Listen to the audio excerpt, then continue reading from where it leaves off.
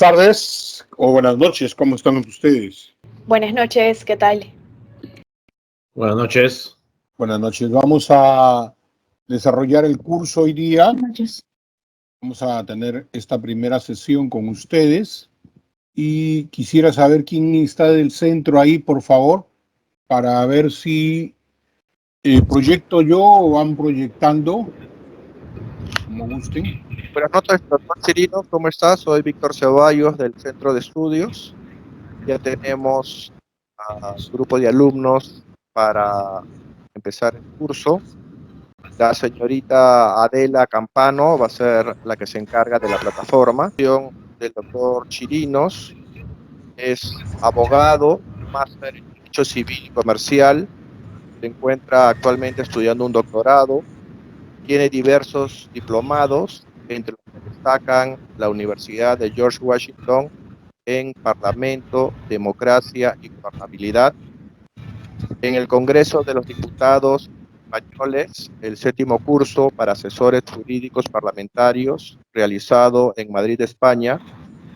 En el Parlamento de Estados Unidos, el Parlamento en reforzamiento de la integridad de sistemas públicos, realizado en Washington, D.C., en Estados Unidos, y actualmente es profesor de la Escuela de Posgrado, Maestría en Gestión Pública de Universidad San Ignacio de Loyola, UCIL.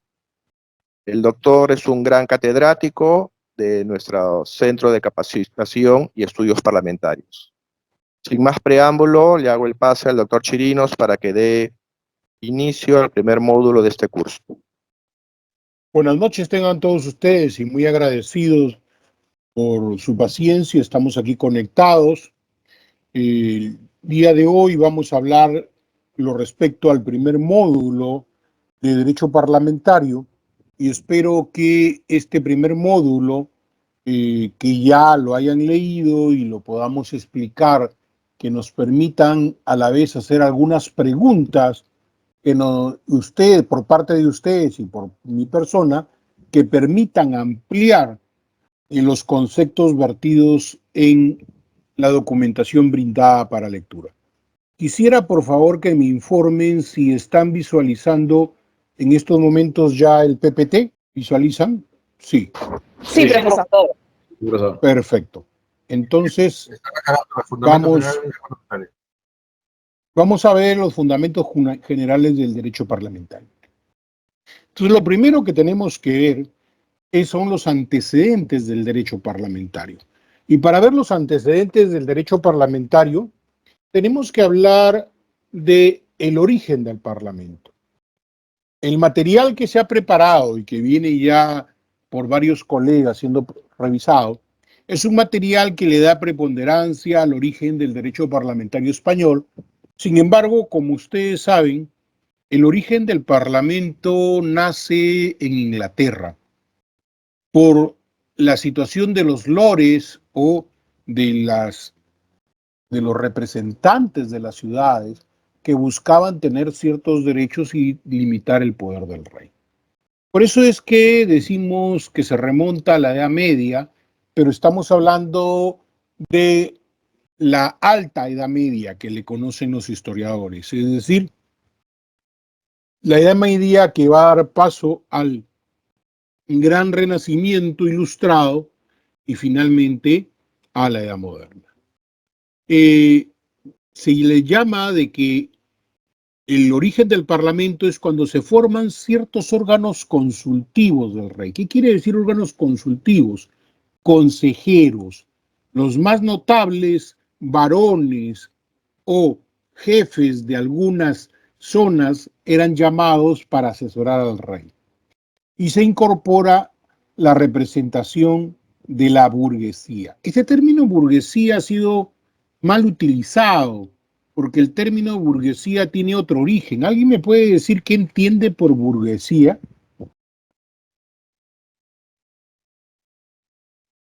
De los que están aquí participando. Buenas noches. Originalmente los burgos eran los... Escuché hasta Burgos. ¿Qué pasó con el internet? ¿Es el suyo o mi internet? Mi internet está estable. Ajá. Está en... Sí, te escuchamos. una clase social, ¿no? Una clase social, dice. ¿No? Ajá, formado por gente que tenía negocios, y querían ciertos derechos, ¿no? Durante la Edad Media. Sí, lo que pasa es que se nos ha vendido la idea ideológica de que el burgués, que somos pequeño burgués, todo aquel que era algo de clase media, saliente, ¿no? Pero en realidad no es así. El concepto burguesía estaba referido en la Edad Media al habitante del burgo. ¿Qué era el burgo? La ciudad. Que todo burgués era todo ciudadano, todo aquel que vivía en una ciudad. Y este estamento que comienza a desarrollarse en las ciudades con comerciantes, con los famosos colegios de panaderos, de zapateros, de herreros, comienzan a buscar una acción política con el propósito de limitar el poder del rey, pero limitar básicamente en el tema de impuestos y de designaciones arbitrarias, detenciones arbitrarias. Es decir, la limitación del poder del rey va al aspecto económico, al aspecto de seguridad y al aspecto de garantías de los ciudadanos. Entonces, lo que buscaban los burgos, los habitantes de las ciudades, junto con los varones, era proteger su riqueza y propiedades. ¿Ante qué? Ante el abuso de los reyes. Entonces, estos representantes de los burgos, a lo que se le llama burguesía, se les pedirá el consentimiento para que puedan establecerse nuevos impuestos. Y esta es una gran limitación que se logra tanto en España como en Inglaterra, que el poder ya no es absoluto, que el poder tiene que tener una limitación, un control, por pequeñas asambleas, órganos consultivos llamados en un primer momento, y que después se van a constituir en parlamentos. ¿Y por qué parlamentos? Porque viene del término parlare, que significa hablar, argumentar. Eran los lugares no donde solo se hablaba. Hablar es bien fácil, cualquiera se para y habla bobadas. El tema era argumentar hasta convencer al rey de que las acciones eran las correctas o inapropiadas. Luego, como les decía, el Parlamento británico es el que le va a dar forma al Parlamento y va a ser cogido luego por el parlamentarismo continental y universal. ¿Por qué hablamos de parlamentarismo continental? Porque Inglaterra es una isla que está frente a Europa. Entonces es una Europa insular. Entonces, cuando pasan las ideas de los ingleses hacia Europa continental, comienza a difundirse pues la idea de la limitación del poder del rey a través de los parlamentos. Es el parlamento del siglo XIV el que va a lograr facultades propias y va a lograr dirigir peticiones ante el rey. Y lo que finalmente se va a transformar en el derecho a presentar iniciativas legislativas. Y aquí viene el tema, que muchos confunden y creen que el Parlamento nace solo para proponer iniciativas legislativas. Era lo más formal que se establecía. Pero en realidad, el Parlamento nace para la acción de control, porque el hecho de poner límite a el poder real, ¿qué es? ¿Es una acción legislativa? No, es una acción de control, de freno, de contrapeso. Posteriormente, más bien es que aparece ya el derecho a iniciativa legislativa. Sin embargo, el derecho a iniciativa legislativa y la función legislativa va a comenzar a ser predominante en Europa continental. Martínez Felipe señala que el derecho parlamentario británico en sus orígenes fue un instrumento que garantizaba la autonomía funcional del Parlamento, es decir, el autogobierno. ¿Qué significa autogobierno? Que no es el rey el que los gobierna, sino ellos mismos. Y se derivó de la facultad de que los reglamentos podían, o los parlamentos podían emitir sus propias normas que los organizaran y establecieran su funcionalidad. Entonces, esta facultad de autogobierno del Parlamento va a verse apoyada enormemente basado en el principio de la división de poderes de Montesquieu. Montesquieu, en el espíritu de las leyes, va a establecer justamente la necesidad de que se dividan los poderes y que funcionen autónomamente. Ahora, en los conceptos del derecho parlamentario hay varios significados. Un significado político, un significado técnico. El significado político, que me imagino ustedes lo han revisado, el derecho parlamentario tiene una considerable significación en el desarrollo democrático. Miren, es curioso cómo los pueblos gritan que cierren el parlamento, que no sirve para nada. Pero cuando surgen las dictaduras, cuando no hay derechos, cuando la vulneración o la concentración de poderes se da en una sola mano, el pueblo grita a la inversa. El pueblo grita: quiero parlamento, necesitamos equilibrio de poderes.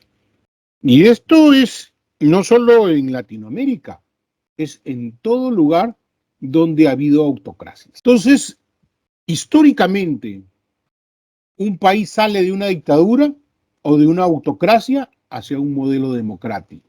Y la salida de la dictadura hacia el modelo democrático pasa siempre por la constitución de un parlamento. Años después, ese mismo pueblo que luchó por un parlamento, estará pidiendo de que disuelvan el parlamento. ¿Por qué? Porque es el eslabón de transición necesario hacia una democracia, hacia un sistema donde las fuerzas sociales y políticas expresarán su voz para un sistema democrático. El derecho parlamentario juega entonces un rol decisivo en el aspecto político en la configuración del régimen democrático.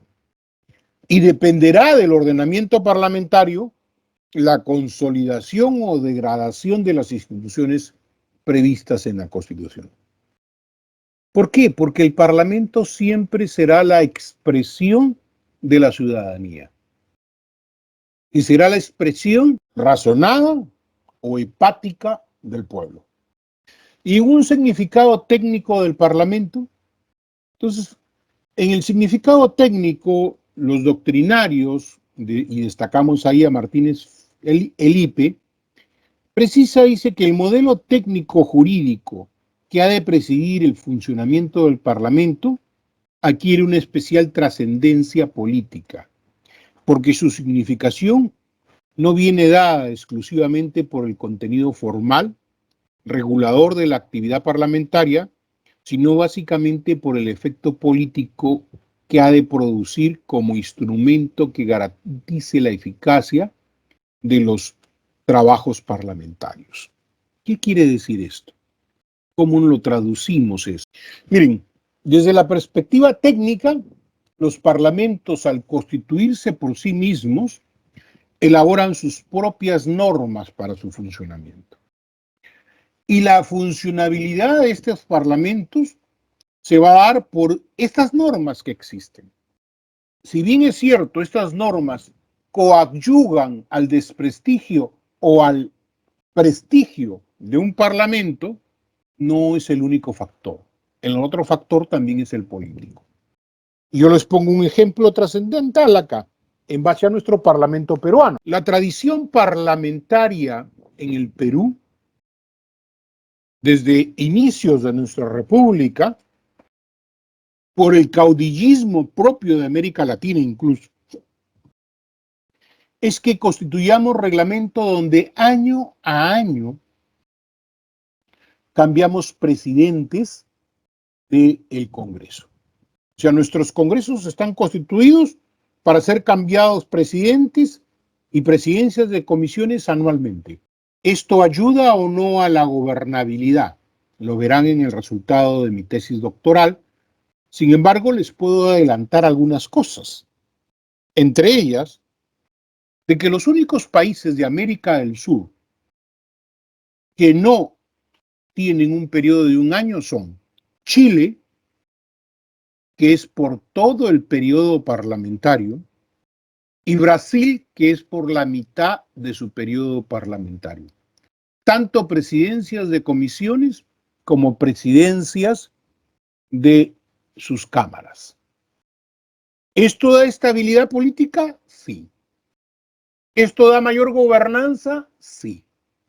Oye, pero ¿cómo ha sido posible que a través de nuestra historia republicana hayamos venido así?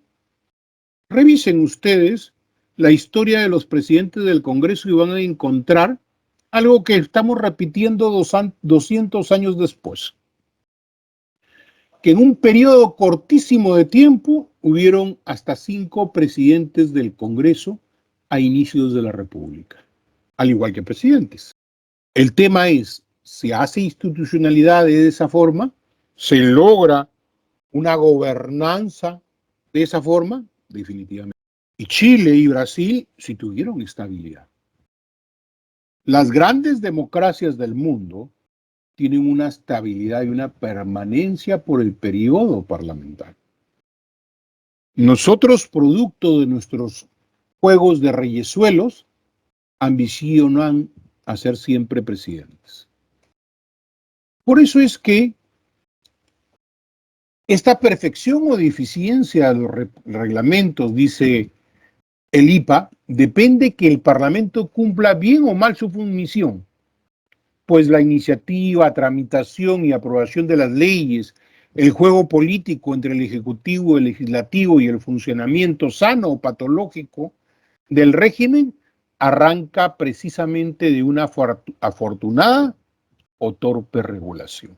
Esto tal vez no lo veíamos mucho porque en algún momento tuvimos partidos políticos que, al igual que el Ejecutivo, cambiaba a su presidente del Congreso, pero seguían perteneciendo a la línea del Ejecutivo y había cierta continuidad de políticas dentro del Parlamento. Sin embargo, desde que los partidos políticos cada vez tuvieron menos peso, los nuevos partidos políticos o agrupaciones políticas o diversas representantes ante las cámaras han originado una inestabilidad total en el Parlamento, bajo el mismo cuerpo legislativo, bajo el mismo reglamento.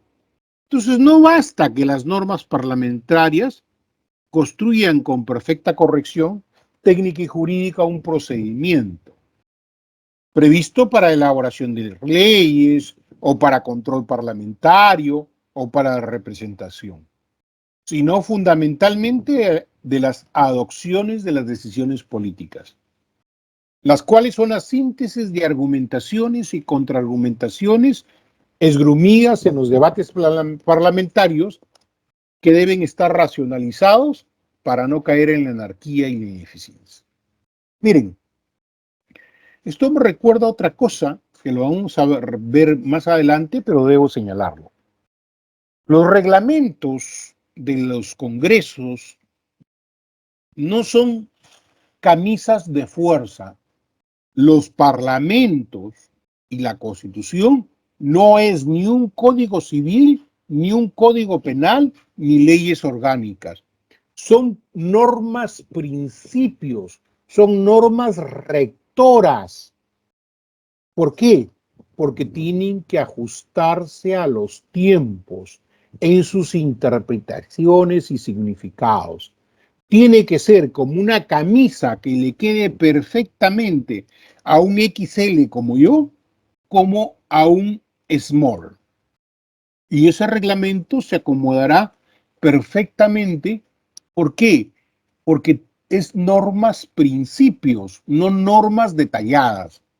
La tendencia en Latinoamérica, no en el mundo, en Latinoamérica, sobre todo por las corrientes ideológicas que han tratado de gobernar toda Latinoamérica, es que las constituciones y los reglamentos se asemejen mucho a un código civil, un código penal, lo cual es una interpretación errónea, porque nos va a llevar a hacer códigos reglamentarios y no reglamentos principistas. Y les voy a dar un par de ejemplos para que lo entiendan de otra manera. En algún reglamento en el mundo está establecido que un ministro censurado puede ser designado nuevamente en otro ministerio o presidir consejo de ministros, pasado unos meses, habiendo sido censurados dentro del mismo gobierno. Si quieren ver ustedes el reglamento del Congreso como un código civil o las normas del derecho administrativo, el decreto legislativo la Ley General del Procedimiento Administrativo 27444, dirán que no existe nada escrito. Y si no está nada escrito, no está prohibido y se puede designar. Pero en los principios de democracia, en los principios de valores democráticos, ¿es válido? Definitivamente que no. ¿Por qué? Porque se supone que el Parlamento le quitó la confianza y ha censurado a una determinada persona que ocupa un ministerio. Y esa persona censurada por sus acciones o por las omisiones o por la conducta dentro del ejercicio de la administración pública de ese ministerio, no podría y no debería ser designado en otro ministerio. Pero acá se hizo la interpretación de que como no está escrito, no se debe hacer. La pregunta es, ¿está escrito en algún reglamento del Congreso en el mundo? No. ¿Se aplica en el mundo? No. ¿Por qué? Porque respetan las reglas de juego democráticas. Y eso sucede en todo, en el tema de debates plenarios, en el tema de participaciones. Somos tal vez el único país en el mundo donde la presidencia del Congreso la ha terminado ocupando los que tenían menos representación, que rompe con los principios de respeto entre minorías y mayorías. Pareciera ser que hemos creado la teoría que ser mayoría es malo, es ofensivo, y cuando ese es el principio básico del derecho parlamentario democrático en el mundo. Pero en fin, son los temas que se practican actualmente en Latinoamérica.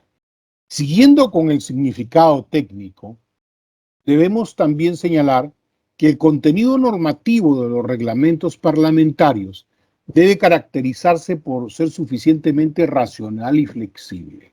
Lo que les estoy diciendo, basado en esos dos principios, que facilitan la toma de decisiones. De esta forma se justifica también que los parlamentos puedan darse sus propios reglamentos y modificarlos cuando lo crean conveniente bajo las reglas previamente establecidas o previamente instituidas. Ahora bien, estos reglamentos en todo el mundo tienen la característica de constituir la norma orgánica de los parlamentos. Por consiguiente, tiene la elección de votación de modificación de la misma que para la modificación de una ley orgánica.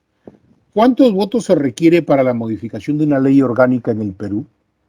A ver, ¿quién me dice? ¿Cuántos votos se requieren para la modificación de una ley orgánica? Son las 7:29 de la tarde. 87. Buenas noches. 87 me dice para una ley orgánica. ¿Alguien más? ¿Quién más me dice cuántos son los votos que se requieren para la modificación de una ley orgánica o la dación de una ley orgánica? ¿Nadie? ¿Quién más está por ahí? Mayoría simple. ¿Y cuánto es la mayoría simple? Si hay 100, La mitad más uno. más la mitad más uno ¿de qué? De los congresistas asistentes. De los congresistas asistentes.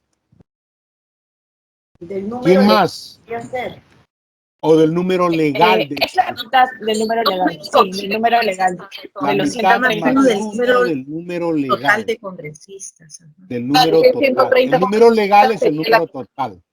Estamos hablando de 130, 66 congresistas se requiere para modificar una ley orgánica. El reglamento del Congreso, que por mandato constitucional tiene fuerza de ley, constituye el cuerpo orgánico del Parlamento, ergo requiere de 66 votos para cualquier modificación. Punto importante a tener en cuenta, la mitad más uno del número legal, no de asistentes, porque pueden asistir 100, hay quórum, y la mitad más uno de 100 es 51, y no se habría aprobado la ley orgánica, o modificado la ley orgánica. Ahora bien, la racionalidad parlamentaria tiene que ver con las eficientes relaciones entre el Parlamento y el gobierno. Esto es muy importante que señalar. Se le llama racionalidad parlamentaria y está ligada a los conceptos modernos de derecho constitucional y derecho parlamentario. ¿Recuerdan que mencionamos a Montesquieu? Montesquieu hablaba de poderes del Estado. La moderna teoría constitucional ya no habla de poderes del Estado. Lo que habla es de órganos constitucionales reconocidos por cada constitución. Órganos constitucionalmente autónomos se les refiere. Estos órganos constitucionalmente autónomos, que no solamente son los clásicos de poder judicial, poder ejecutivo y el parlamento, se han integrado otros como el órgano electoral, el Tribunal Constitucional, la Junta Nacional de Justicia, entre otros. Todos estos órganos se deben entre sí colaboración entre estos órganos, pero hay uno solo que puede ejercer control sobre todos los demás. Ese órgano se llama Parlamento. ¿Y en qué se basa esa racionalidad del Parlamento para poder controlar al gobierno, controlar a todos los órganos constitucionalmente? En su origen. ¿Y cuál es su origen? El voto popular. Por eso ellos se embisten de la representación popular. Nos gusten o no, son resultado del voto popular. Entonces, Profesor, una pregunta. El hecho que puedan ejercer control político el Parlamento sobre los órganos constitucionalmente autónomos, ¿significa que el Parlamento está sobre ellos? O sea, por ejemplo, ahorita el conflicto que hay internamente de la destitución de la Junta Nacional de Justicia, porque el sistema constitucional está diseñado, por ejemplo, que la Junta designa a los de la OMPE, ¿no es cierto? Entonces, el control político, estrictamente, ¿qué significa? ¿Que están sobre ellos, que pueden destituirlos a todos ellos? ¿O significa que puede fiscalizar, puede verificar si cumplen los requisitos legales? Quisiera que me aclare ese concepto de control político. El concepto de control político es más grande que fiscalizar. Fiscalizar nomás quiere decir que cumples con tus funciones. El órgano, el control va más allá, va a la apreciación de que si estás cumpliendo correctamente o no tus funciones. Es una valoración política. Y esto se hace respetando ¿qué cosa? Respetando principios constitucionales.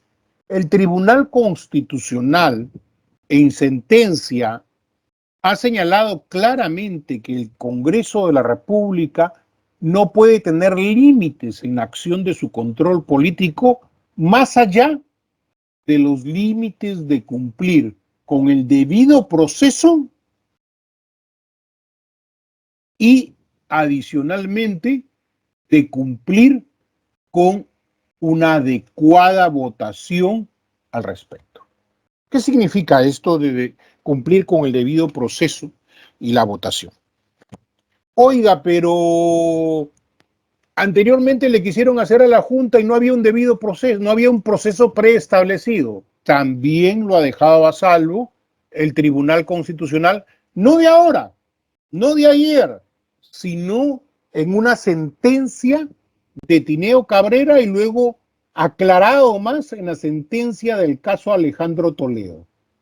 Porque Alejandro Toledo decía, oye, no hay un procedimiento preestablecido, por consiguiente vulneración de debido proceso.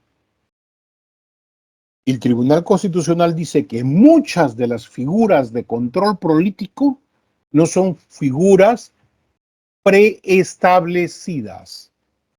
Pero lo que sí tiene que hacer el Congreso es cumplir con el derecho a la defensa, el plazo justo para defenderse y que sea con una votación debidamente preestablecida. Y en estos casos las sentencias establecieron que serían recomendables, y el Congreso lo aceptó y modificó su reglamento para eso, que sean votaciones calificadas. Es ahí de donde aparecen los 87 votos. Tampoco es que haya dicho el Tribunal Constitucional 87 votos, sino recomendó que sean votaciones con una votación calificada, es decir, con una votación especial.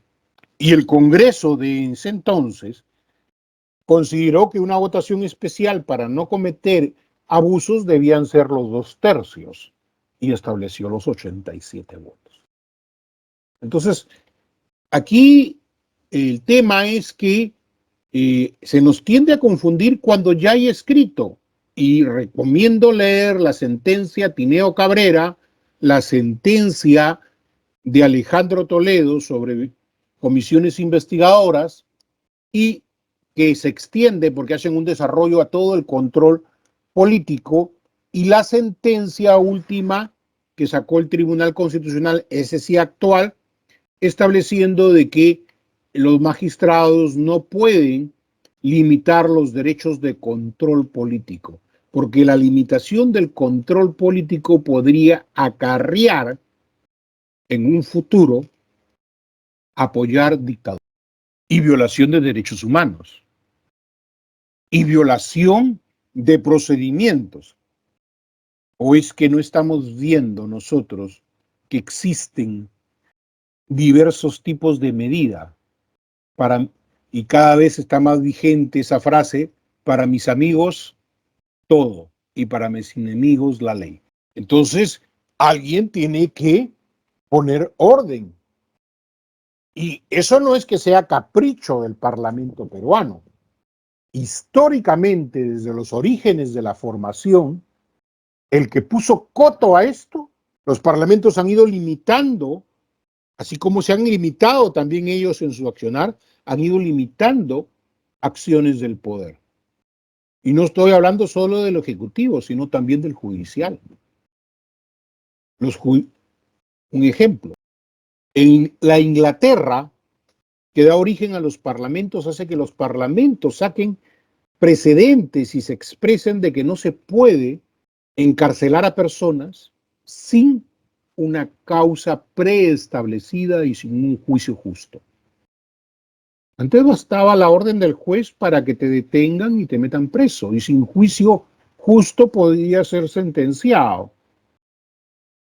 ¿Cómo se limita el poder del órgano jurisdiccional? A través del Parlamento. Eso es otra de las cosas que ahora nos hemos vuelto muy sensibles todos. Oye, ¿quién va a elaborar las normas que establezcan el accionar del Ministerio Público, del Poder Judicial, del Tribunal de Garantías Constitucionales? ¿Quién ha aprobado sus leyes orgánicas de ellos? ¿Se han acto aprobado? Yo les pregunto a ustedes, ¿quién aprobó la ley orgánica del Ministerio Público? ¿Quién aprobó la ley orgánica del Tribunal Constitucional? El Parlamento. Y el Parlamento, si la aprueba, es porque tiene iniciativa legislativa. Entonces, ¿por qué nos aruñamos si hay una iniciativa legislativa que el Parlamento propone modificar ciertas normas de un órgano constitucional autónomo? Golpe de Estado, dice. Doctor Chirinos. Ajá, escucho. Comenzó usted el significado del derecho parlamentario poniéndonos dos figuras o dos realidades que era España e Inglaterra. Basándonos en la burguesía donde justamente las personas se congregaban en la ciudad, éstas se organizaban y establecían formas de orden y de gobernanza. Pero América Latina es otra realidad. América Latina tiene otra situación, otro modus vivendi, del cual creo que no se ha visto en la explicación que usted nos viene dando, doctor Chirino, porque vivíamos gobierno de factos. Todavía no llegamos, no te aceleres. Ya, porque no llegamos ni siquiera a tener una burguesía, y menos vivir, pues, en un estado feudal. Entonces, como ya se fue a interpretaciones más actuales, yo por eso dije, nos estamos dejando de lado algo muy interesante para poder comprender la posición del Parlamento, ¿no? Vamos a llegar, por lo que pasa es que estamos viendo los significados técnicos como surgen. Y ante la pregunta que me hicieron, fue la respuesta de la racionalidad parlamentaria y la flexibilidad. La racionalidad, volviendo al tema para llegar luego a lo que nos preguntan, ya lo anoté, las relaciones deben ser de colaboración, les decía. Pero en estas relaciones de colaboración, lo que nadie puede negar en el mundo democrático, que es lo que hemos exigido vivir nosotros, es que el Parlamento tenga el pie de control. Y tu respuesta va a estar más adelante, cuando vamos a ver que cuando el Congreso no tiene capacidad de control, nos convertimos en una monocracia. Y una monocracia es una autocracia, en síntesis, es una dictadura. También hay que ver que en este fortalecimiento de la racionalidad, los parlamentos tienen que conseguir su propia información para la toma de decisiones. Los parlamentos latinoamericanos, sobre todo, vivimos a expensas de la información que de buena gente nos dé los ejecutivos o que de buena gente nos den los demás órganos del Estado. ¿Por qué? Porque nuestras normas para exigir esa información carecen de dientes. Son normas, a pesar de que el mandato constitucional dice bajo responsabilidad, no hemos establecido cuál es esa responsabilidad. Ergo, no ha habido una racionalidad de vida.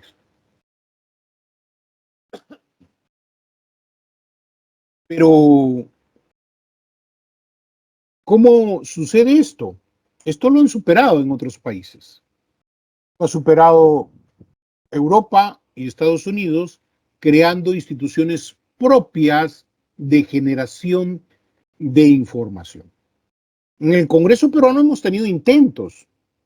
El DIC, el Centro de Información y el Centro de Estudios Parlamentarios, apunta a eso, a buscar y a generar nuestra propia información, nuestra propia visión doctrinaria.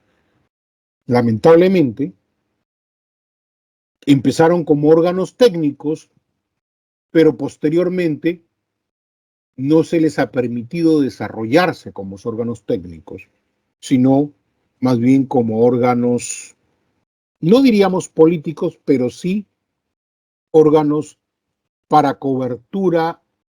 Pero no solamente hay el significado técnico, hay el significado doctrinal también.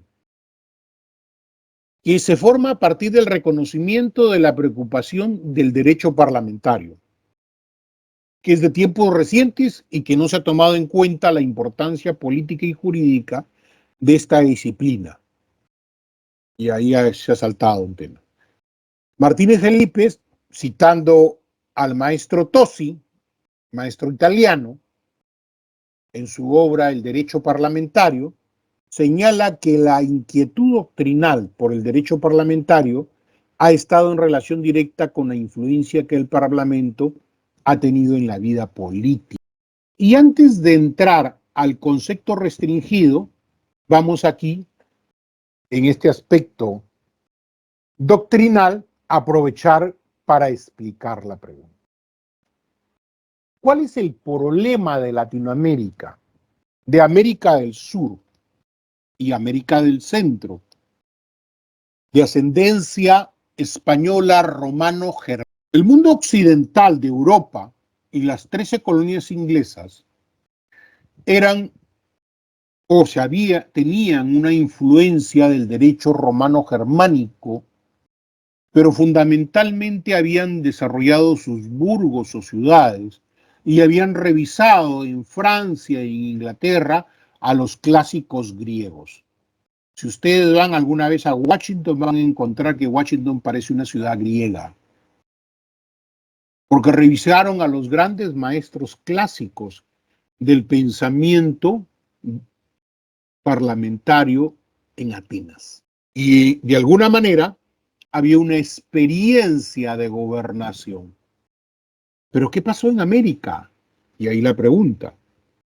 En América tenemos que ser objetivos y realistas en señalar que existían un sinnúmero de culturas que una había conquistado a la otra y así sucesivamente. Los mayas, los aztecas no son otra cosa que la continuación de los aztecas y los toltecas, diversos pueblos originarios de esa zona. En el Perú, los chimú, los mochica, los chancas, los huari, dominados por los incas, los tupis, en fin, todos esos pueblos dominados por los incas. Pero la pregunta es, más allá de la versión que nos han vendido, que sí, que el Inca y tanta cosa, el Inca fue un dictador. El Inca no tenía un parlamento. El Inca tomaba decisiones él solo. Y tal vez estudios del gran maestro arqueólogo Walter Alba señala que la crisis política de los chimú y los mochicas, que pudieron haber sido más casi ahí en desarrollo con los incas y que no pudieron haber enfrentado el avance inca, pero tuvieron una debilidad política. ¿Cuál es? ¿Alguien sabe cuál fue la debilidad política de los chimús y los mochicas? ¿Y qué diferenció el mundo inca? ¿Dónde está el amigo que participó? A ver, si él tiene una idea, que vaya diciéndonos. ¿Saben cuál fue su debilidad política? Que a la muerte de un señor como Chimucápac, en los chimús significaba que todos los que habían sido mis generales y los que habían administrado mi territorio conmigo debían ser sacrificados y enterrados conmigo. O sea, mi corte moría conmigo. Lo mismo se ha encontrado en Adama de Cao, en el señor de Zipán, en el brujo. ¿Qué significaba? Que el que entraba con una corte nueva, a aprender. No había experiencia y continuidad de mando. Algo que nos semeja a lo actual, ¿no? Que queremos seguir siendo mochica. Lo único que falta es que a la no reelección griten, asesinen a los anteriores congresistas y entiérrenlos.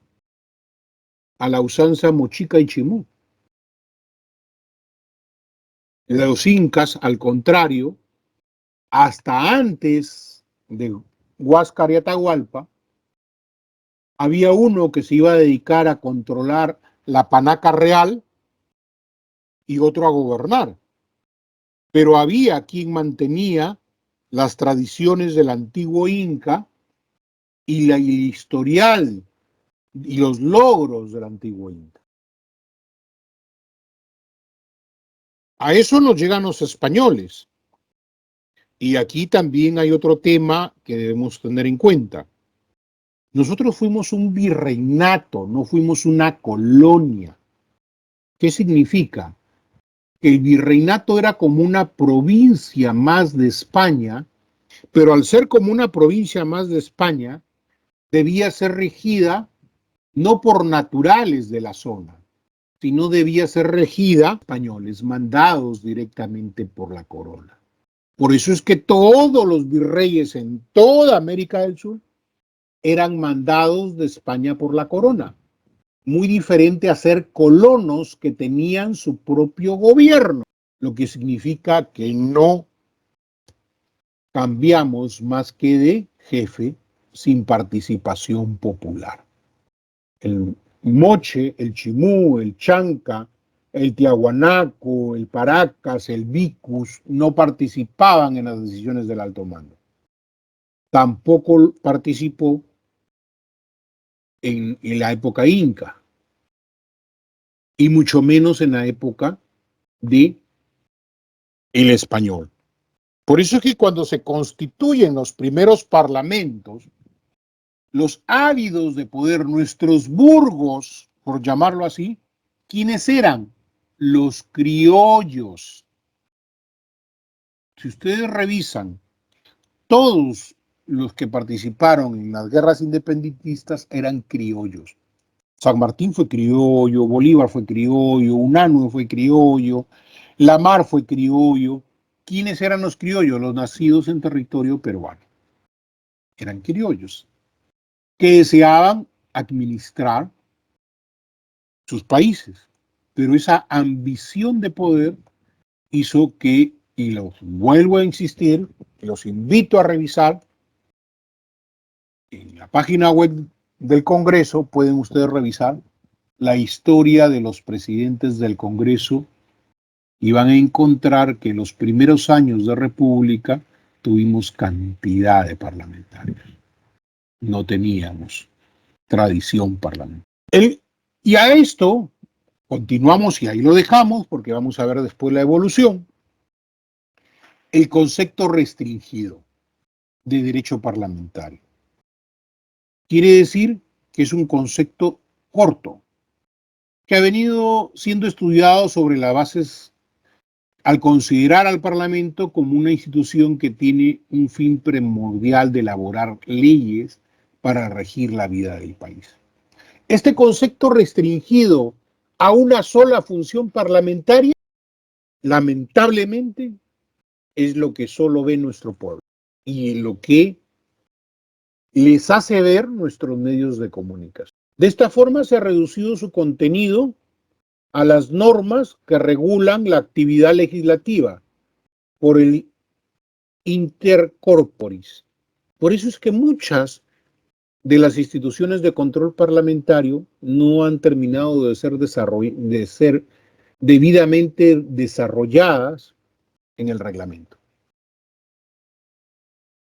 Y esta postura viene pues de los primeros siglos del Parlamento. Tal vez será porque no tenemos historia parlamentaria en Latinoamérica y nos asusta que el Parlamento tenga el gran poder de control. Porque nos asusta, porque llevamos también la cerviz, como dice nuestro himno, arraigada. Y cerviz quiere decir el espíritu de sirvientes. El concepto amplio cambia las cosas. El concepto amplio es el que habla ya de principios, valores y de las interacciones con los otros poderes del Estado. Lo que les estuve explicando.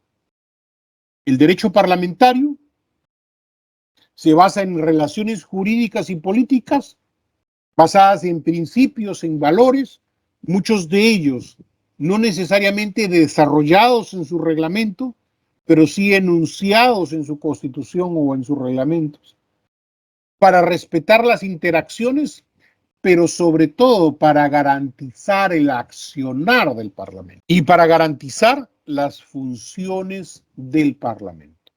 Aquí es donde surge, de alguna manera, la pregunta que venían haciendo. En el derecho parlamentario existen los regímenes políticos monocráticos. A ver, ¿qué significa monocráticos? ¿De dónde viene esa raíz monocrática? Se supone que ya han leído las lecturas. ¿Qué significa monocráticos? Viene de dos raíces griegas. ¿Qué dicen? A ver, ¿quién es el inspirado o inspirada? ¿Nadie? ¿No se ubican? La monocracia es como el poder de uno solo, ¿no? Claro. Viene de la raíz mono, que significa uno, y kratos, poder. El poder concentrado en una sola persona, en una sola institución. Entonces, por eso es que dice, se caracteriza porque el poder se concentra en una sola persona. A estos regímenes se les llama autocracia o monocracia. Entonces, cuando alguien se molesta y no le dice, no, no es un autócrata, es un monócrata, entonces. Sí, suena mejor, dile monócrata, es lo mismo. Que le digan autócrata o monócrata. La autocracia expresa el gobierno de una persona, no respetando, que no es responsable de sus actos. ¿Por qué? Porque para ser responsable de sus actos tiene que tener ante quién rendir cuentas. Y nadie aquí en una democracia es la Virgen de Guadalupe que no tiene que rendirle cuentas a nadie.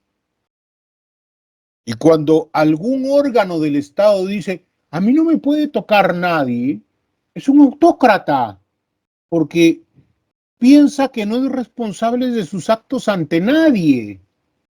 Y en principios democráticos no es así. Es igual que el Congreso. Dirán, ¿entonces el Congreso no tiene límites? Sí. Y el Congreso mismo ha creado a la institución que le pone límites. ¿Quién es la institución que le pone límites al Congreso? O que confirma a veces sus poderes. El TC. El Tribunal Constitucional. ¿Y quién creó el Tribunal Constitucional? Lo creó el Congreso. El Congreso. Porque entendió en el desarrollo democrático, oye, si todos tienen control y todos no queremos ser poderes absolutos, tiene que venir otro que también ejerza control sobre mis acciones, pero basado en los principios constitucionales y democráticos. Esa entidad se debe llamar Tribunal Constitucional, porque aplica los principios y valores de la Constitución. Pero para que no sea tampoco la pepa o la última Coca-Cola del desierto, yo lo voy a designar. Representación, y le voy a delegar mi representación. Ese es el fundamento por el cual los parlamentos en el mundo eligen a los tribunales constitucionales. Porque nacen de una representación delegada. A mí me ha elegido el pueblo, yo tengo la representación del pueblo, pero yo puedo delegar mi representación para que a mí no se me pase la mano y me crea Dios. Y se la delego a quien yo elijo. Y en eso el tribunal basa su poder, porque tiene una representación delegada. Y eso es algo que no se entiende con una corriente muy latinoamericana. ¿Y cuál es la corriente muy latinoamericana? No, que no lo elija porque es político, hay que elegirlo de una junta de notables. Oye, ¿y qué representación tienen esa junta de notables? ¿De ser el club de amigos? Yo les pregunto, ¿quién elige a los vocales supremos en Estados Unidos? Y ojo, está considerada como una de las cortes de justicia con más prestigio y fama en el mundo. Iba a decir con más justas, pero ya justicia justo ya entra en galamatía. Entonces, ¿quién elige a un vocal supremo? ¿Es el presidente de los Estados Unidos? Va por ahí. Y luego lo tiene que ser confirmado por el Senado, creo. Exacto. La ratificación es propuesto por el presidente de la República y ratificado por el Congreso, quien tiene derecho a veto. En Inglaterra igualmente, y en todo país de la Common Law son elegidos por los parlamentos, finalmente, a propuesta de. ¿Y alguien se arruña por eso? Y muy por el contrario, la historia del derecho constitucional está plagada de jueces supremos que fueron designados por un presidente y terminaron emitiendo brillantes fallos contra la posición del partido del presidente que los eligió. Madison versus Ferguson. Hay un video al respecto, si gustan, véanlo, si no les gusta leer. Vean Madison versus Marjorie, perdón. Madison versus Marjorie. Que fue la gran controversia en designaciones. Pero en fin. Entonces, en cambio, la monocracia es un neologismo que evoca un doble monopolio del poder y la ideología política en una sola persona. Las expresiones de monocracia han revestido aspectos diversos, entre los cuales podemos distinguir absolutismo, tiranía, dictadura, como denominaciones clásicas para regímenes monocráticos. Profesor, una pregunta. Ojo, sí. Sí, en el ejemplo que usted dio de quién elige al presidente de los estados, perdón, a los supremos, a los vocales supremos en los Estados Unidos, o sea, tiene un filtro que es el Senado, una ratificación. Así es, ¿no? así es. Pero, por ejemplo, en el caso del Congreso de la República del Perú, es el Congreso el que elige a los integrantes del Tribunal Constitucional. Luego son esos integrantes del Tribunal Constitucional que pueden controlar al Congreso. Entonces, sí puede darse una suerte de captura política, ¿no? O sea, no hay un filtro como el ejemplo de los Estados Unidos, ¿no? Mira, yo te cuento solamente un tema del cual fue testigo presencial. No voy a mencionar el nombre de qué magistrado cuando estaba juntando sus votos y se presentó ante la cúpula de un partido político y les dijo: mi padre ha sido mártir, mi madre fue perseguida y yo me comprometo a seguir los lineamientos. Al día siguiente que fue designado, se convirtió en el persecutor de ese grupo. Eso no es ninguna garantía, porque de una vez que estás designado, tienes autonomía. Eso es lo que nos han vendido. Ya eso depende de la conciencia de cada uno. Y la historia de nuestro Tribunal Constitucional está plagada.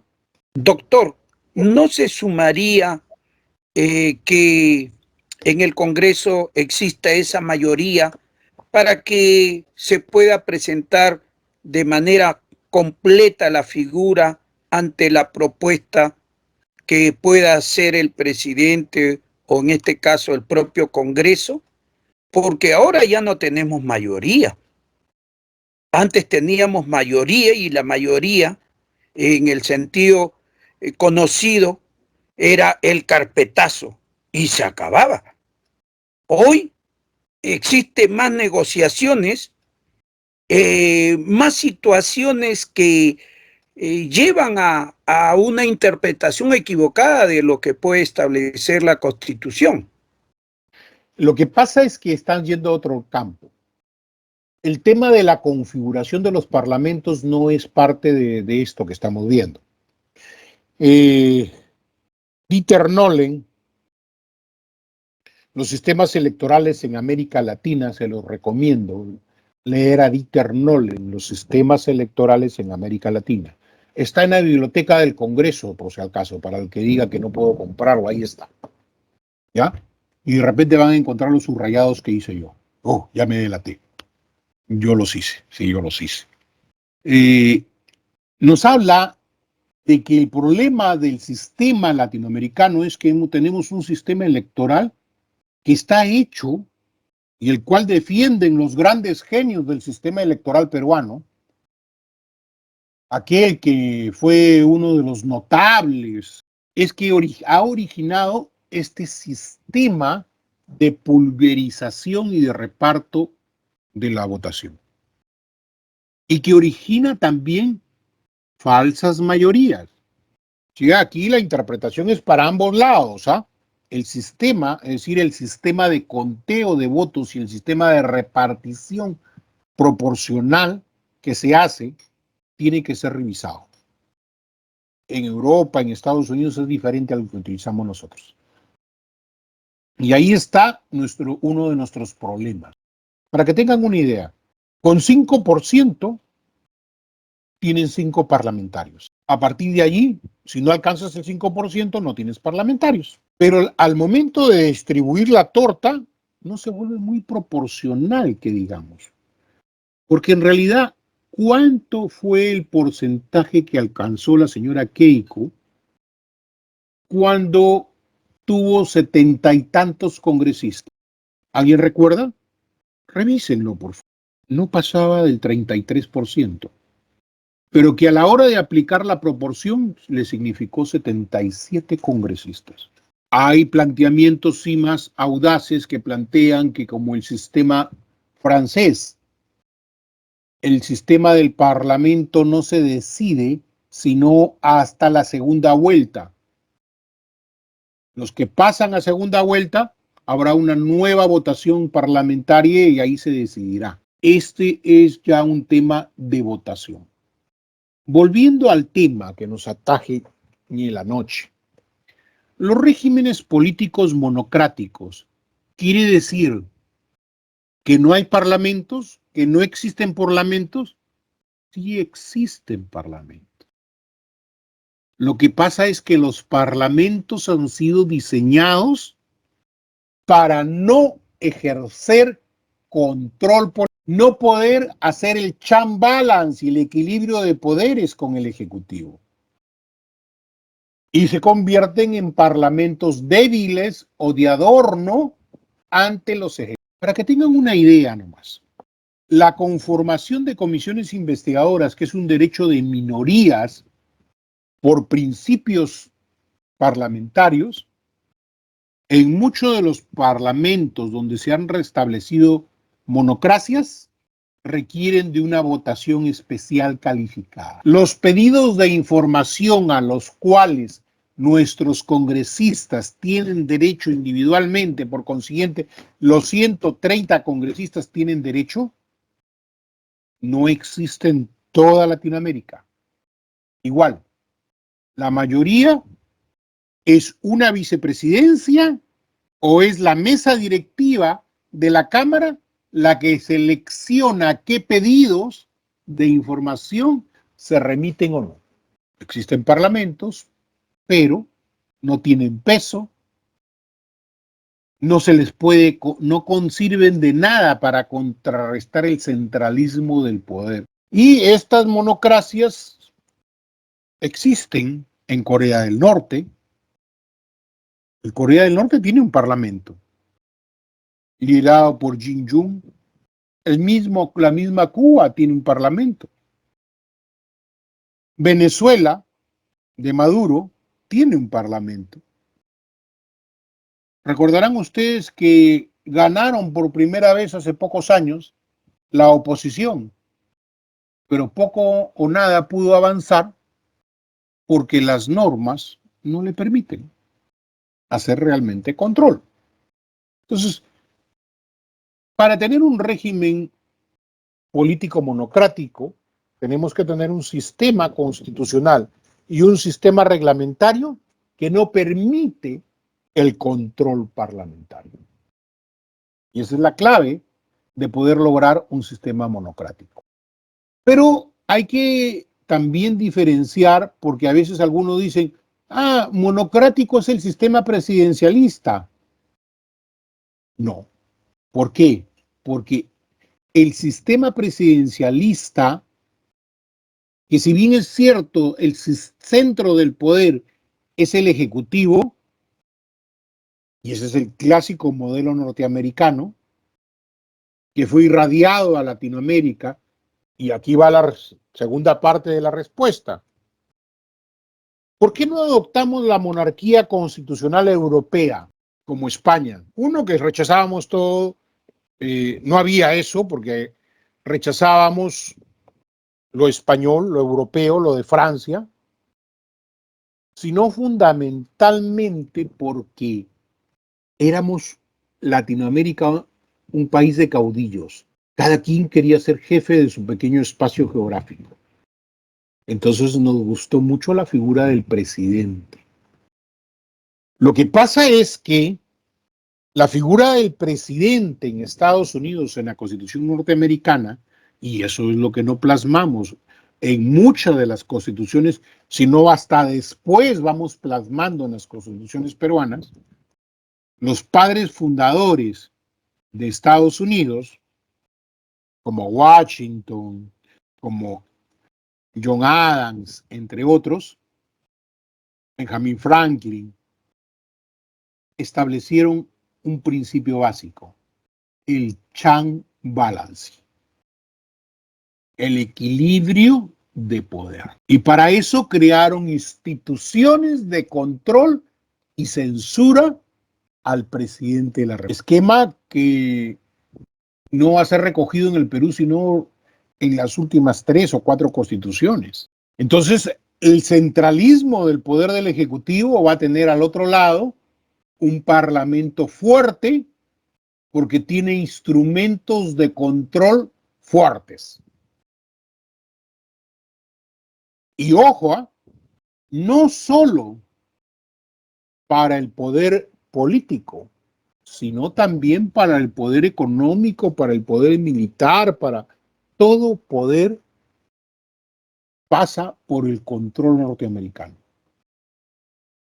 Hace poco, no sé si lo han visto ustedes, hubo una presentación ante el Congreso, específicamente ante la Cámara de Diputados de Estados Unidos, de uno de los hombres más millonarios del mundo.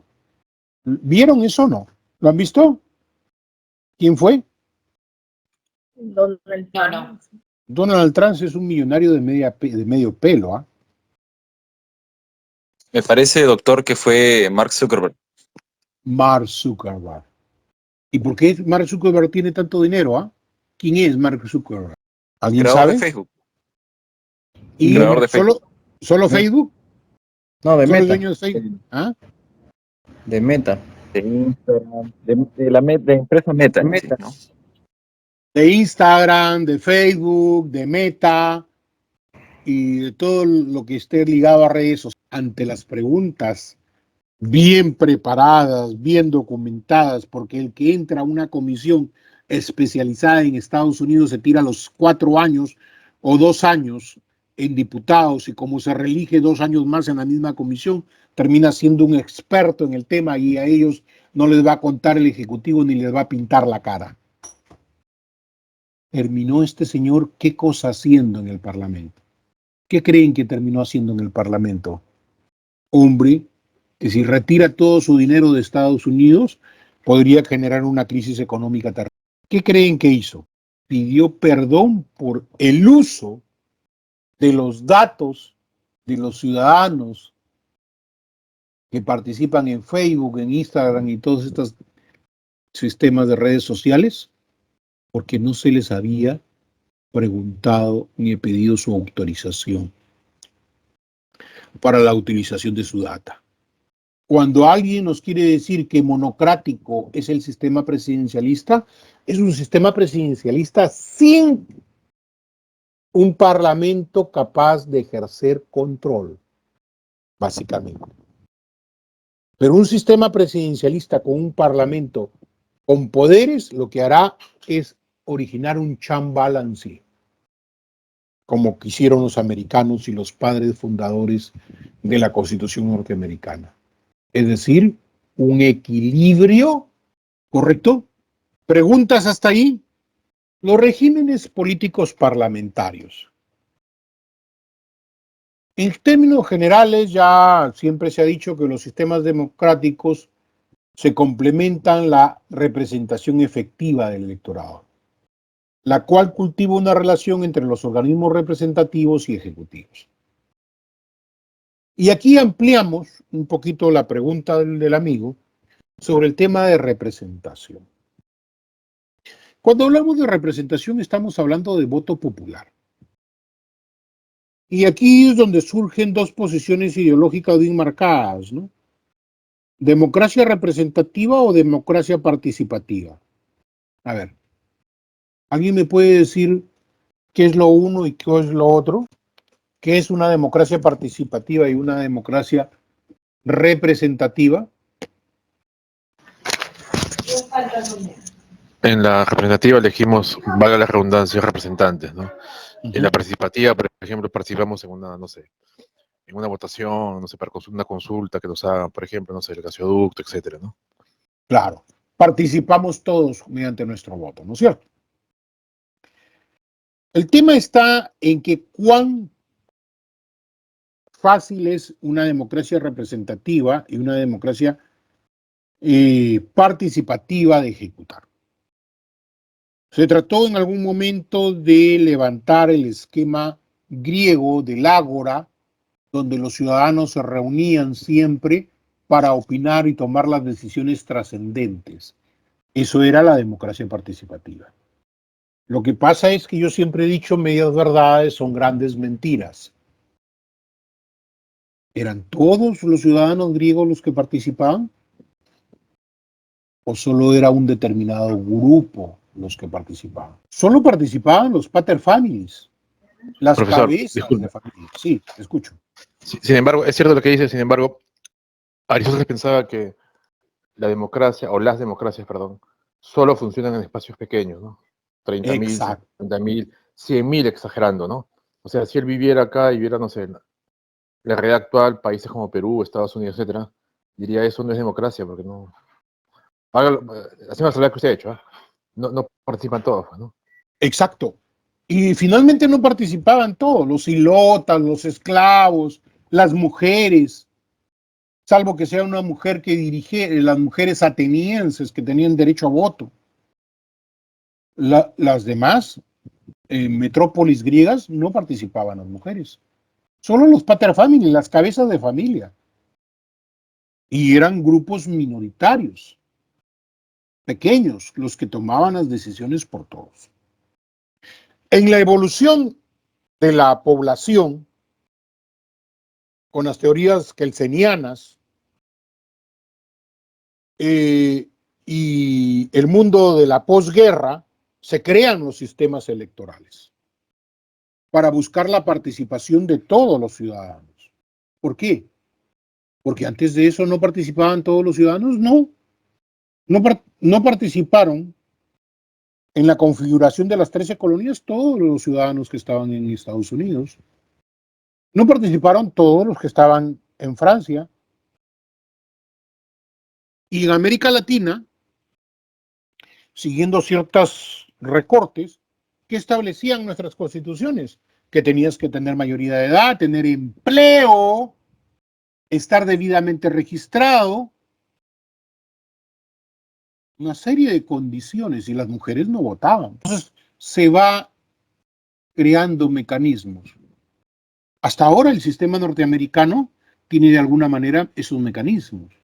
Yo puedo ser ciudadano norteamericano, pero no puedo votar, porque para votar tengo que estar inscrito en el padrón electoral norteamericano, tengo que inscribirme. ¿Y por qué no se inscriben entonces todos los ciudadanos? Porque cuando te inscribes en el padrón electoral eres visible ante sistemas de control financiera. En otras palabras, cuando yo me inscribo es porque estoy al día con el pago de mis impuestos. Si yo pago impuestos, puedo votar. Y entonces, dime, Jordan. Sin embargo, la tendencia en el mundo ha sido ser cada vez más democráticos, más abiertos. Se da el voto a la mujer, se da el voto a los iletrados, porque eso era otro. Ahora el voto al analfabeto. Los analfabetos no podían votar, o sea, los iletrados. Así estaba en las constituciones antiguas del país. El tema está que luego viene el sistema de aplicación, los sistemas de conteo de votos electorales. Por eso que una clásica de un marxista decía que no importa quiénes voten, importa quiénes cuentan los votos y cómo se distribuyen las votaciones. El sistema norteamericano es muy sui generis. El presidente termina siendo votado por delegados, no por votación de masa. Hubo un presidente republicano que, si ustedes sumaban la cantidad de votos de todos los estados, él tenía más votos que el que había ganado la presidencia. Porque el sistema de ellos es de repartición proporcional de acuerdo. Yo estoy en el estado de Texas y quedo primero, aunque sea por un voto, me llevo la mitad más uno del número total de representantes de ese. En la sumatoria de todos los votos tenía más votos, pero no la presidencia. Son los sistemas electorales los que finalmente están decidiendo en este siglo cómo se componen los parlamentos y cómo se define el poder del Ejecutivo.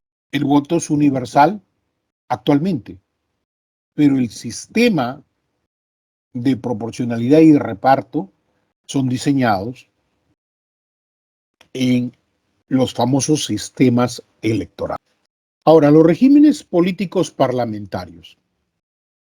En todo régimen existe una relación de coordinación y colaboración estrecha entre ejecutivo y legislativo, razón por la cual no podrían coexistir estos poderes si tienen orientaciones políticas diferentes. Situación que no ocurre en el sistema presidencialista. Estamos hablando del régimen parlamentarista ya. ¿Cuál es la esencia? Vamos primero explicando. La esencia del sistema presidencialista y el sistema parlamentarista. El esquema presidencialista es que los ciudadanos votan por un presidente y votan por un parlamento. O los votos sirven para definir finalmente al presidente. En el sistema parlamentarista solo se vota por parlamento. La bancada más fuerte o producto de alianzas son las que ponen al primer ministro. El tema está en que esas bancadas tengan un acercamiento político temático, ideológico similar. Y esa es la gran crítica que se le hace al PSOE en España actualmente. Porque se ha aliado y ha tenido que dar un montón de concesiones a enemigos de la democracia, que han sido básicamente revolucionarios vascos, gente de la ETA, que está ahora en el Parlamento, para poder mantener el poder. Porque es los votos del Parlamento quien pone a el Ejecutivo. Entonces, en un sistema presidencialista, ¿el presidente puede subsistir o no teniendo mayoría en el Parlamento? Sí, puede. ¿Qué dicen ustedes? ¿Podrá en el Perú o no puede? ¿Puede un presidente subsistir y gobernar sin tener mayoría en el Parlamento? ¿Qué dicen Bueno, ustedes? el actual gobierno no tiene bancada, ¿no? Exacto. Otro esquema. Hay uno más. Miren, hagamos Pero un... Sí, te escucho. en general, creo que desde Toledo, los gobiernos, los presidentes, perdón, no han tenido mayoría. En todo caso, mayoría relativa, ¿no? Toledo, 46, García, 36, PPK. PPK incluso creo que 20, no sé. Nunca han tenido mayoría absoluta. Exacto. Veamos. Toledo logró tener mayoría producto de una alianza con el Frente Democrático Moralizador de Popio Olivera. Y navegó con algunos independientes más hasta finales de su gobierno. García tampoco tenía mayoría, pero no hizo un pacto oficial con las bancadas, sino hizo pactos coyunturales. Es decir, para ciertas reformas se aliaba con el PPC y para ciertos beneficios en los cuales el PPC no participaba, se aliaba con las bancadas de Ollanta. Curioso, ¿no? Pero jugaba a el tema de condición de propuestas. El tema es que estamos hablando de dos agrupaciones que tuvieron políticos y tuvieron gente con mucha experiencia en el juego parlamentario y el juego democrático. Y no es malo cuando se habla de juego democrático y juego parlamentario, porque en el mundo se habla así, porque es lo que se llama las reglas de la arena política. En ciencia política se habla así. Lo que pasa es que la prensa lo ha hecho ver como algo malo, algo apestoso. Pero en realidad todos los parlamentos del mundo se cuecen habas, porque son producto de negociaciones políticas. Volviendo al esquema. Luego de García viene Humala. Humala tampoco llegó a tener una bancada mayoritaria, pero sí un poco más. Entonces tuvo que aliarse con otros grupos para también manejarse durante el régimen. Y con excepción de un año, mantuvo la presidencia de la mesa 4 años. Luego viene PPK y la experiencia de gente que no tenía manejo político y no pudo hacer alianzas y muy por el contrario se generaron las crisis políticas consabidas. Vizcarra pensaba que manejaba el Parlamento, finalmente lo cerró. Finalmente sale un nuevo Parlamento en el cual eran supuestamente sus hijos y esos hijos terminan en una tragedia griega. Casi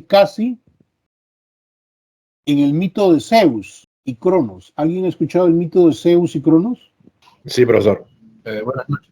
Cronos A ver. era el dios que engendraba a los demás con Gea y luego se los comía, ¿no? Y Zeus tuvo que darle una piedra, creo, para que puedan hacer y no se lo coman. Termina matando a su padre. Sí. Mira, Cronos estaba casado con Rea, la tierra. Cronos el tiempo y Rea la tierra. Y la profecía decía que uno de los hijos lo iba a destronar. Ante esta profecía, ¿qué hizo Cronos? Ni bien nacían sus hijos, se los devoraba. Se comía a sus hijos. Se comía a sus hijos. Rea, cansado de esto, escapa con el último de sus hijos, Zeus, y le entrega a Cronos una piedra envuelta en trapos, y esta piedra se la devora a Cronos, ¿no? Muy bien. Rea en la tierra espera el crecimiento de Zeus, Zeus crece, arma la revolución y destruye a los viejos dioses y vienen los nuevos dioses. Esto le pasa a Vizcarra. Vizcarra destruye al Parlamento, crea convoca unas nuevas elecciones y aparecen, y estaba muy confiado fundamentalmente en los votos de los del pescadito. ¿Alguien sabe cómo se llama el movimiento de lo del pescadito? ¿FREPAP? FREPAP. El FREPAP. Sin embargo, los señores del FREPAP, y aquí viene lo que les decía, no es quien los elige, porque para nadie sabía exactamente qué pasó, cómo surgieron los del FREPAP. Estuvieran ahí los señores. Pero Vizcarra, olvidó que FREPAP, que eran sus hijos, eran principistas.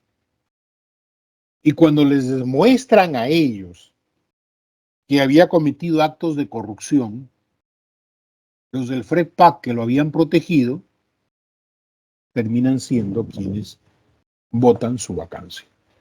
Entonces, en esta historia de los parlamentos peruanos, vemos que sí es factible mantenerse en el poder como la señora Dina, negociando sin tener bancada propia.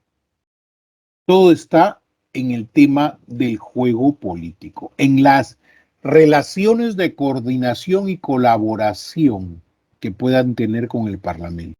Y adicionalmente, la estabilidad y permanencia del gobierno en un sistema parlamentario sí es muy diferente al sistema presidencialista, porque en la medida en que un sistema parlamentario pierda la mayoría porque se rompa la alianza, inmediatamente dejará de tener mayoría en un sistema parlamentario y perderá necesariamente. Esas dos diferencias son fundamentales. Uno, el origen, y dos, la salida. Uno, el origen del sistema presidencialista, producto de voluntad popular. Sistema parlamentarista, delegado del Parlamento. ¿El sistema presidencialista puede subsistir sin mayoría parlamentaria? Sí, sí puede subsistir. ¿El sistema parlamentarista puede subsistir sin mayoría parlamentaria? No puede subsistir. Entonces, sí. El derecho parlamentario, al igual que el derecho constitucional, y ya lo he venido diciendo durante toda la noche, tiene principios que le dan sentido a su existencia. Estos principios se fundan en la afirmación de que existe un contenido inmutable o natural en el derecho parlamentario, del cual derivan sus principales características, sin las cuales dejaría de ser lo que es. Y aquí vamos a encontrar y vamos a desarrollar el derecho a las mayorías, el derecho de petición, en fin, vamos por ahí, vamos avanzando. Por ello, el derecho positivo no puede contradecir la existencia de estos principios, ya que son más bien el sustento de este. Es decir, el derecho positivo responde a los principios del derecho natural. El derecho natural, todo hombre nace libre. El derecho positivo, cuando la ley, la norma, reconocía la esclavitud. En el derecho parlamentario sucede lo mismo.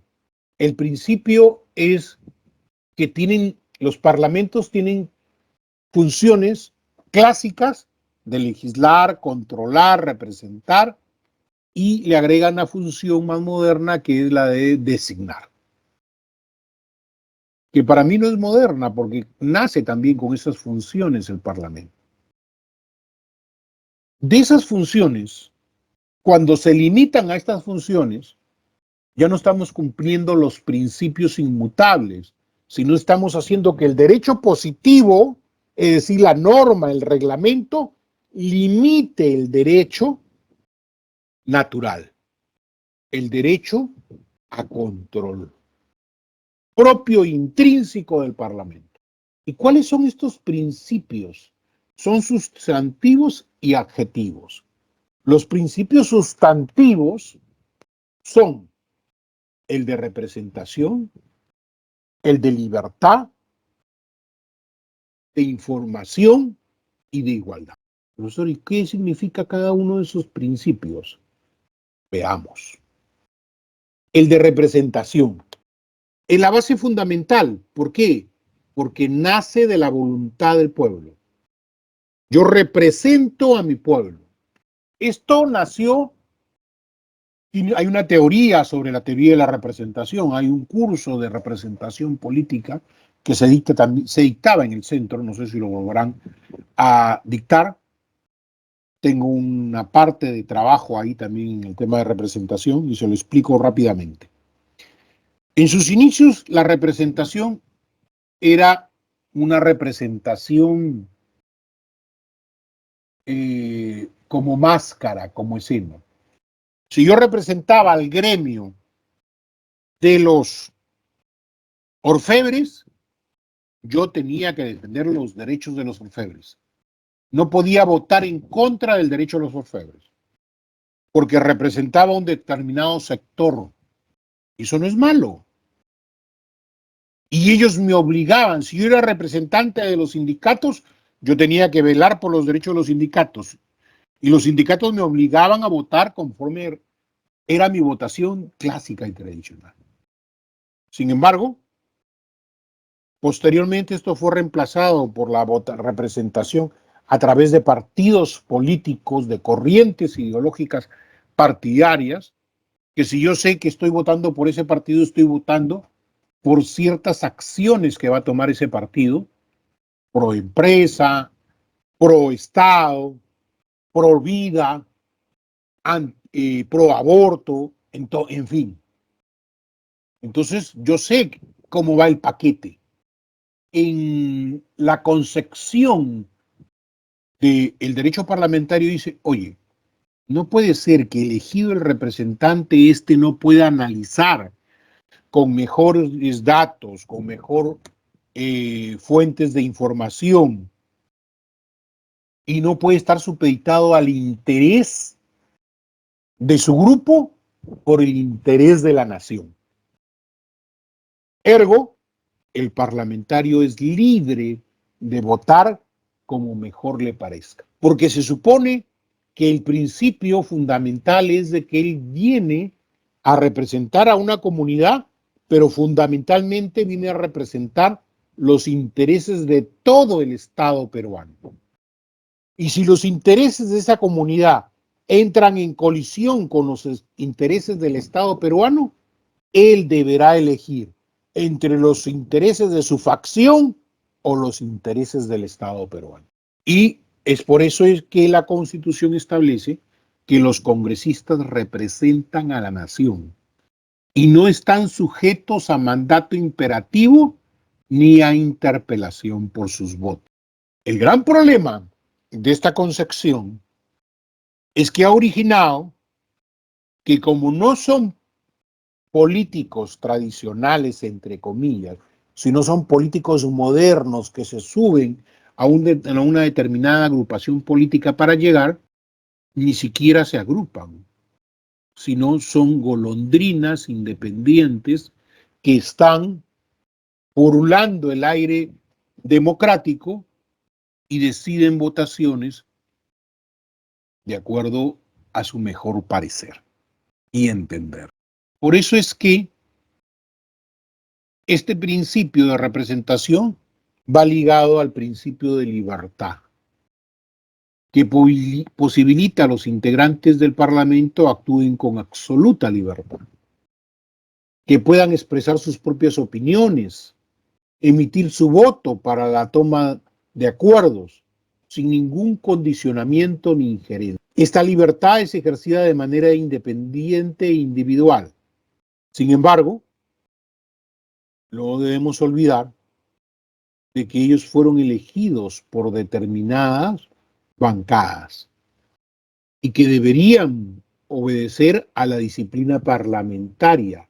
Porque si yo entré en un paquete, yo no puedo después estar votando por un paquete totalmente opuesto. Porque cuando yo elijo el color rojo, o el color amarillo, o el color azul, o el color morado, yo sé cuál es la concepción que tiene entrada cada color de ellos. Y sé que voy a tener que votar con todo mi grupo sobre los principios con los que he entrado. Y algunos dicen, no, pero eso restringe la libertad. Y otros dicen que no restringen la libertad. Porque tu libertad estuvo en el momento de decidir por quién ibas. Si ibas por el rojo, por el amarillo, por el verde, por el morado, por el lila o por el blanco. Lo que no podrías hacer es ir por el rojo y terminar siendo blanco.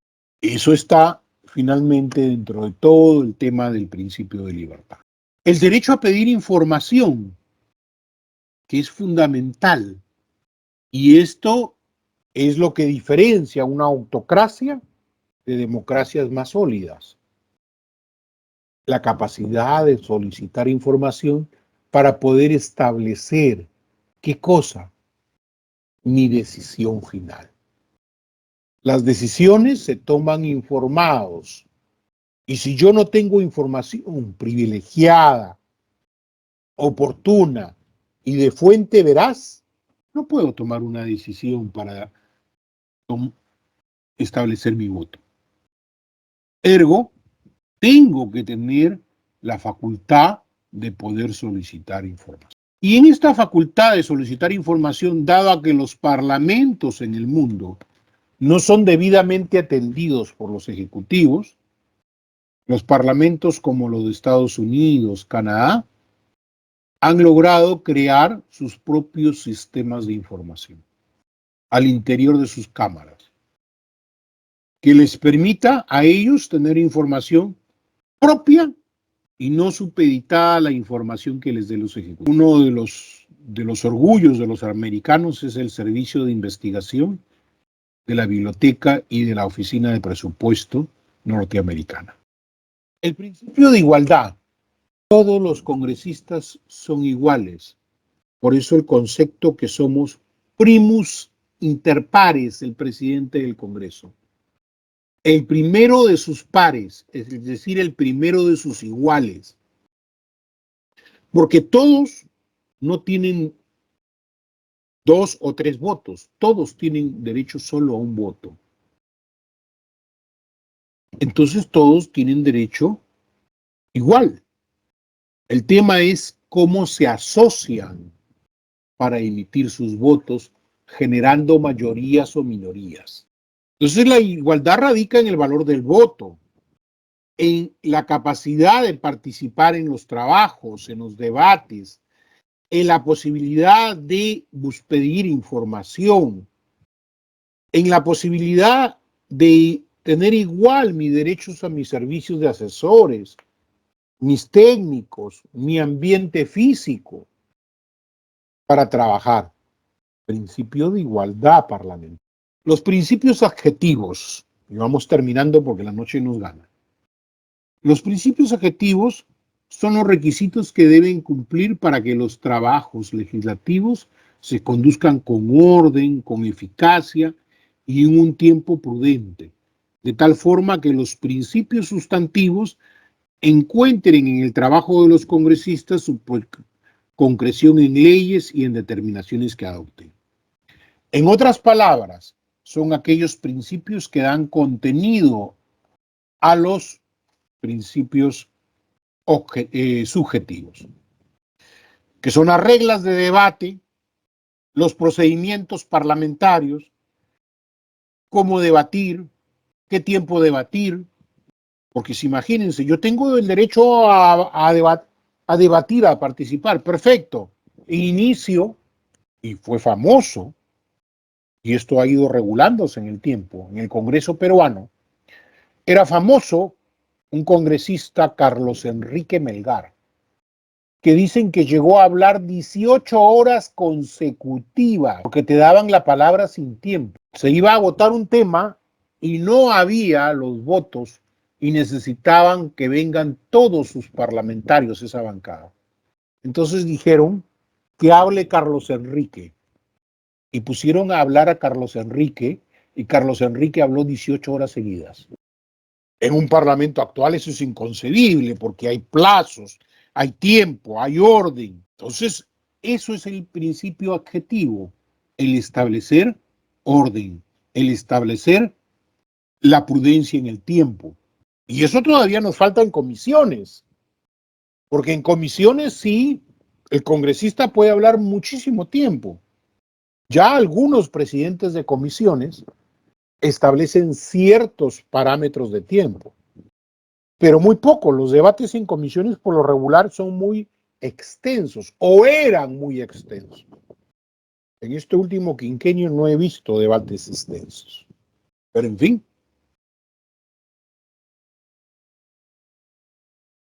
Entonces, el de orden o control, que tiene una estrecha relación con los conceptos de jerarquía, distribución de tiempos y de funciones. Entonces, el principio de orden está relacionado con las funciones, a poder cumplir dentro del plazo sin llegar a ser la libertad nula, pero tampoco llegar a la anarquía. Toda libertad tiene sus límites. Lo otro es la anarquía. Y el tema fundamental, el principio de resolución mayoritaria. No es quien más grita, no es quien más habla, sino quien tiene los votos finalmente en los parlamentos. Y algunos dirían incluso, en algunos casos, no es quien tiene la razón, sino quien tiene los votos. Lo ideal sería que los votos estén aparejados con la razón. Pero no olviden que la razón está ligada a decisiones políticas. Y muchas veces las decisiones políticas son no razonables, no son racionales. Entonces, el gran tema es que si la mayoría vence, no podemos decir al final de la noche, no, yo no reconozco esa votación porque nunca me arrodillaré y mantendré mi posición. Señor, usted ya dejó de ser democrático. El principio de la democracia y el principio por el cual usted está acá es porque tuvo los votos más que otro para estar acá. Había otro que de repente tenía mejores atributos que usted, pero no tuvo los votos que tuvo usted para estar acá. Y estando acá, usted tiene que respetar esa misma regla de juego, que son los votos los que deciden en el Parlamento. Preguntas aquí. Oye, ¿y las minorías? ¿No se va a respetar el derecho de las minorías? Sí. El principio de los parlamentos, que incluso no está escrito en muchos reglamentos, pero es que las minorías tienen que ser escuchadas. El hecho de que la minoría opine no quiere decir que imponga su decisión. La idea es controlar el poder de las mayorías y las minorías tienen derecho a plantear su posición, su discrepancia, pero dentro del orden, dentro de plazos, de tiempos.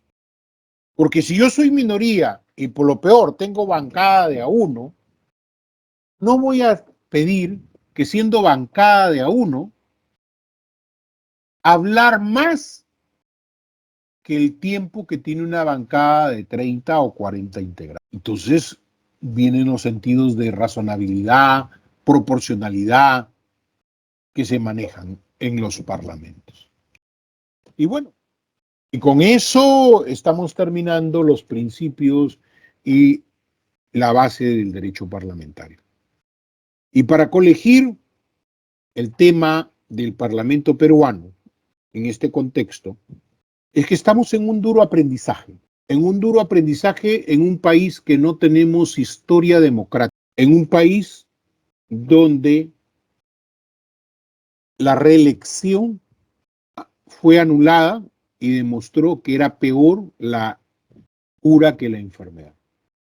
Y que históricamente solo el 11% de los miembros del Parlamento han llegado a reelegirse. Perdón, el 6% que son más o menos 11 parlamentarios. Entonces, ¿a qué se le teme?